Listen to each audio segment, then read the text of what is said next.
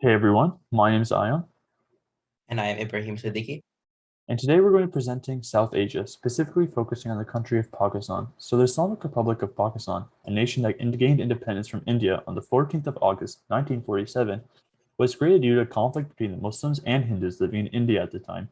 For centuries, India was colonized by the British, and after decades of struggle, they gained their independence. But with a field of desire for their own state, there were conflicting opinions on how to govern and set up this new nation. With a diverse population, filled with many different states and cultures, massive tensions exploded into the Indo-Pakistani War, also known as the First Kashmiri War. Eventually, the nation of Pakistan was established, leading to a majority Muslim and Hindu state, Pakistan and India, respectively. After the war, the nation of Pakistan consisted of a large area west of India and a smaller area east of India, current day Bangladesh.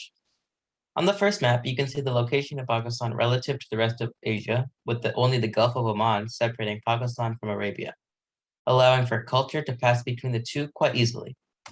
This has led to a sweep of Islam from Arabia to current Pakistan area and from there to the rest of the Indian area centuries ago.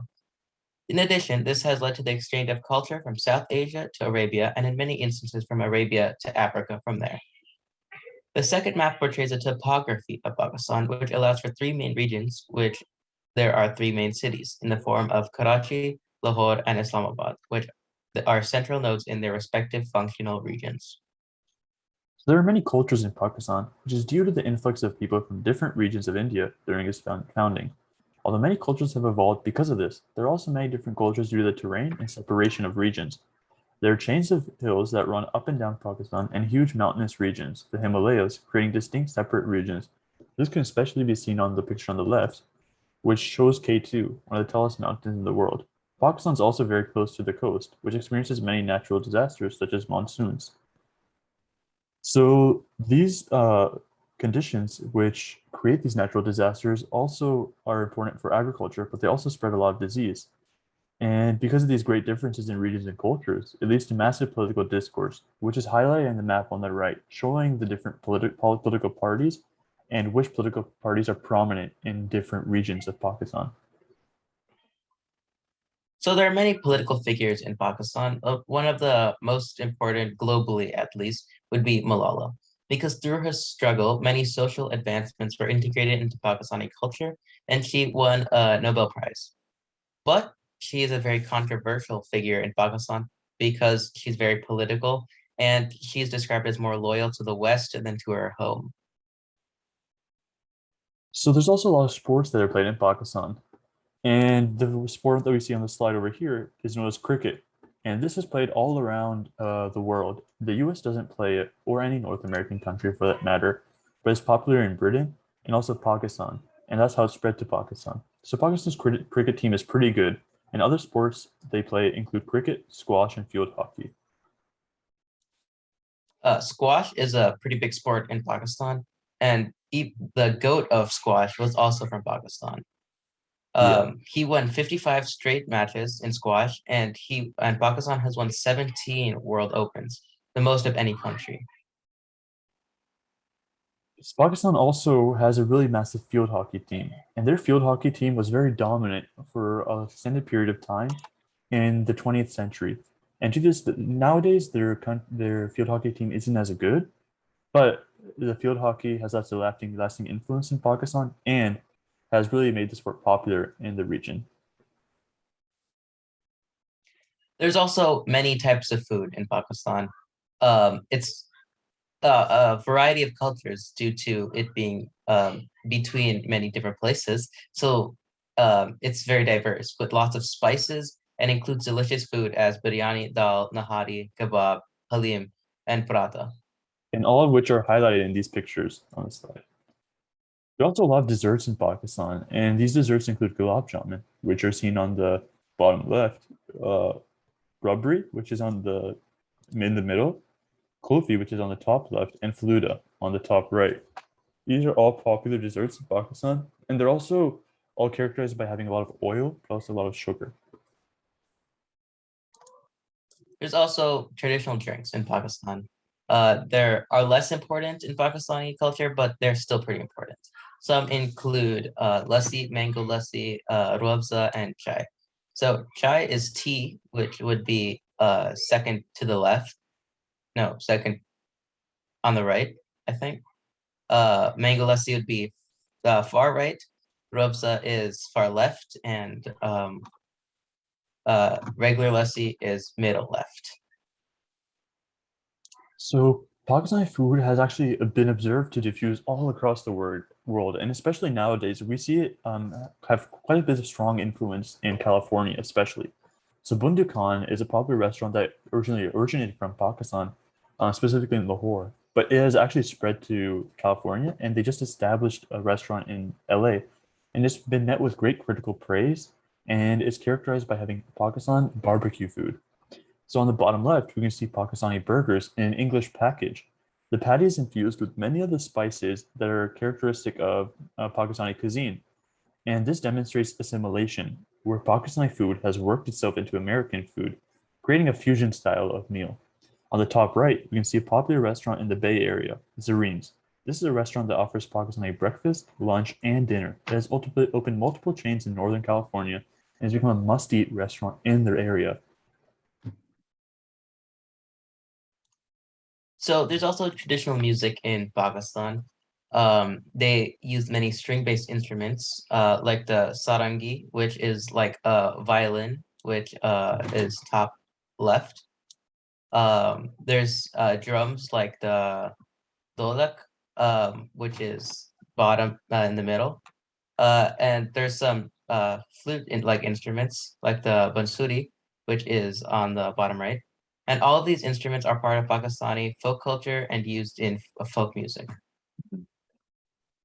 So this is some traditional music that's in Pakistan. So traditional music in Pakistan includes traditional dancing, ghazal, which is a form of poetry, and classic instrumental music, which are based on the instruments we saw in the previous slide. And on the left, we can actually see Ibrahim doing a traditional music and dancing to that traditional music. So this is at a wedding that recently happened. I'm truly a magnificent dancer. There's also traditional music and poetry. These songs are called ghazals, and the poetry is a strong cultural habit which is prominent throughout the nation. Music has also been observed to diffuse all across Pakistan and into Western civilization.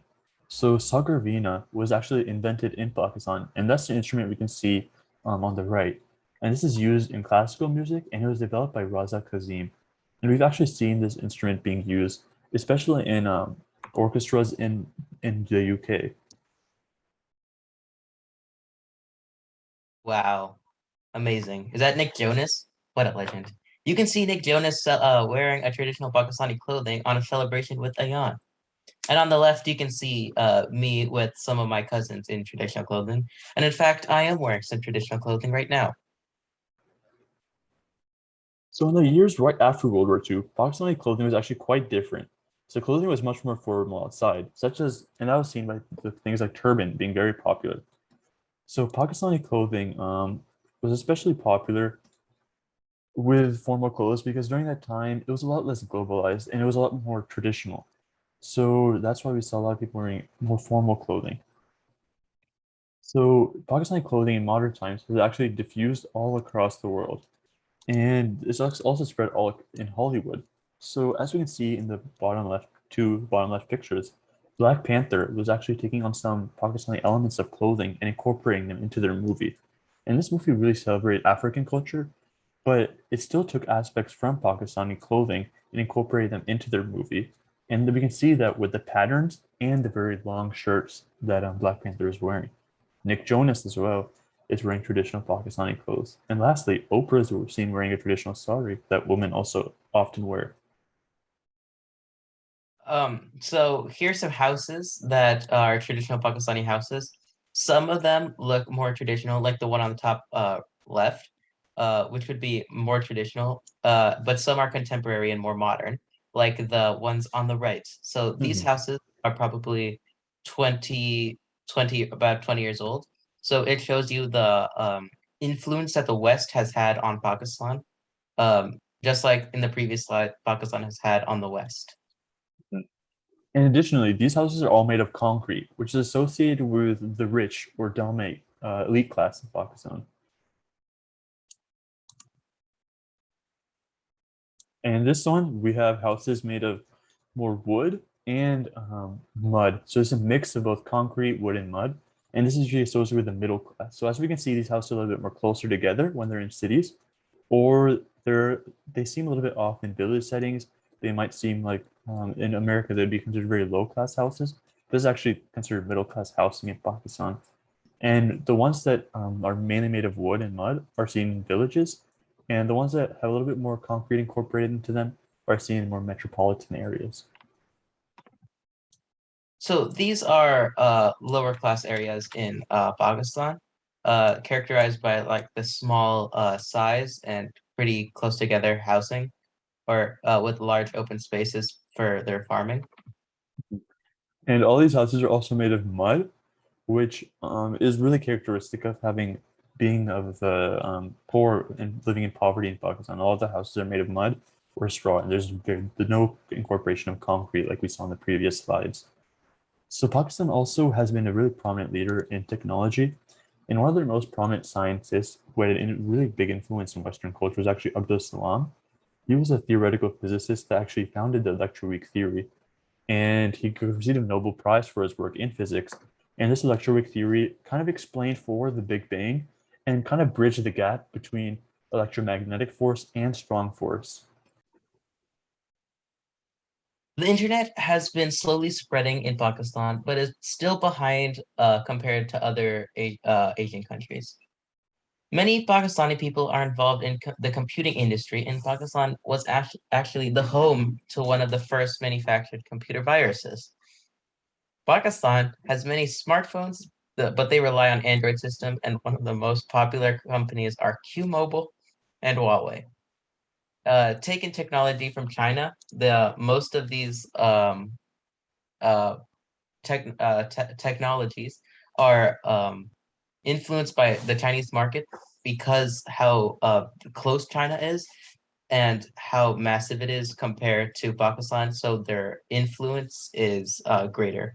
So Pakistan would be in their functional region. So Pakistan has also developed a very dominant military force, and this is due to the looming threats of Taliban, India, Kashmir, and also looming threats from Afghanistan. And as such, they developed fighter jets and a strong army, and they are actually one of the only nuclear countries in our world. And as a result of this is also why America is a little bit hesitant to engage in war with the country if ever conflict arises. So there has been a loss of language in Pakistan, unfortunately. For example, acculturation, which is the language in the regions that have had to adjust to the dominant language of Urdu in Pakistan, which has led to the loss of those languages. English has also spread to the region due to the very prominent presence of Britain while they controlled basically all of the Indian subcontinent. And on the bottom left, you could see an image that shows old Kashmiri poetry, which is basically an extinct language by now in Pakistan. Yeah, and this is all an example of acculturation, languages being lost due to dominant culture arising. Thank you for listening to our presentation. Yes, thank you. Bye. Bye-bye.